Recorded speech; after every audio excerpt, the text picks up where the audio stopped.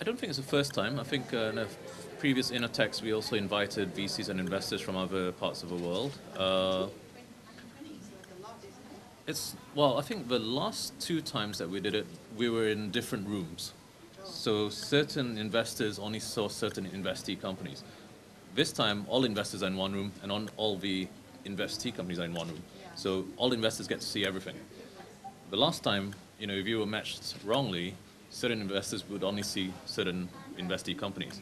So there's pros and cons with that. You have a higher concentration, but we may miss out some companies that we like or that are in our domain. So I think now putting 20 companies or 20 VCs with all the companies is a pretty good idea. And mixing SME corp type companies with MDeC companies is also quite a good idea. You've got from manufacturing based type companies versus Web 2.0 type companies, very different. Financials as well, very different. The manufacturing guys are probably smaller margins, but much larger businesses, $100 million, $200 million companies, as opposed to the Web 2.0 guys have zero profit, but very high growth potential, high margin type businesses. So the investors as well were probably drawn to certain areas. So that's why it's good to get a good mix, because certain investors may not know anything about waste management or manufacturing, and some of the investors may not know anything about Web 2.0.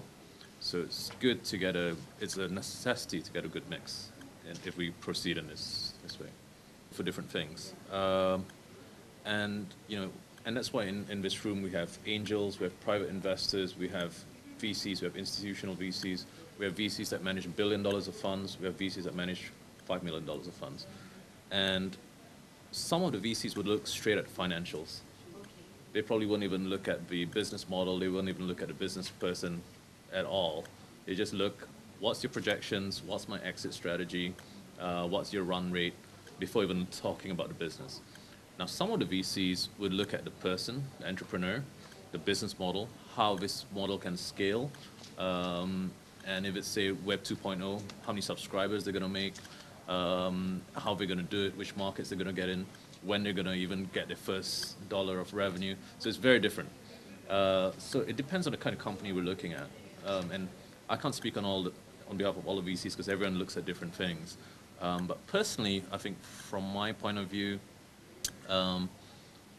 it's all down to the people, obviously. The leader of a company is key, because if they can't pull it through, then you're putting your money and your trust in them. If the founders can't deliver on their promises, then it's game over. So that's the first thing, I think. Secondly, personally, I like to look at companies where the founder has put in their own money. Because once you've put in your own money, you'll make sure you do everything to make it succeed. And it's not just about getting grants, getting other people's money, because that's easy money. I think if you put in your own money, your own sweat and blood, the probability of you making it succeed is much higher. So that's the second thing that I look at. And obviously things like, if it's a good business model, it doesn't have to be unique. It could be a me too, but if they have an addressable market and all these sorts of things that I can add value on, and that's where I look to. But different VCs look at different things, obviously.